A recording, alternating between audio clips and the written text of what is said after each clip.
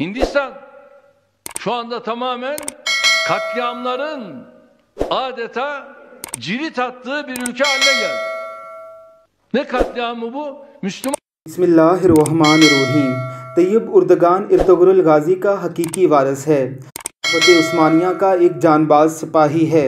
कुरान ओला के मुसलमानों से बिछड़ा हुआ एक ऐसा मुसलमान है जो आज भी दुनिया के तमाम मुसलमानों का दर्द अपने दिल में समोए हुए है, जिसे दुनिया के मफादात की कोई परवाह नहीं।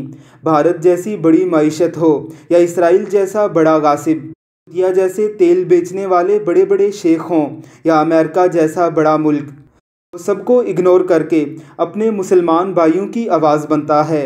वो ईरान को शाम में ललकारता है और उसे जालिम करार देता है।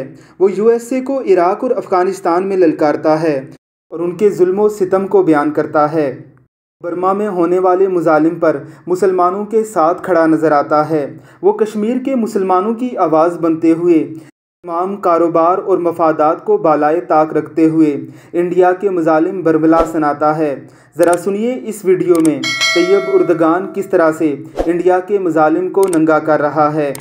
अल्लाह रब्बुल इज़्ज़त इस दरवेश सिफ्त हुक्मरान का साया हम पर तादेर कायम रखे, हमें भी कोई ऐसा हुक्मरान अता फरमाए। आमीन सुम आमीन। Hindistan şu anda tamamen katliamların adeta cirit attığı bir ülke haline geldi. Ne katliamı bu? Müslüman katliamı yapıyor. Kimler yapıyor bunu? Hindular yapıyor. Dershanede ders çalışan çocukları ellerinde demirlerle, sopalarla bakıyorsunuz öldüresiye dövüyorlar. Ve bunlar nasıl olacak da dünya barışına imkan verecekler, destek verecekler? Mümkün değil.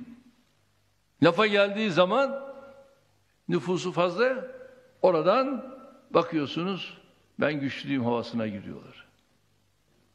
Güç orada değil. Ve adalet bununla da tecelli etmez.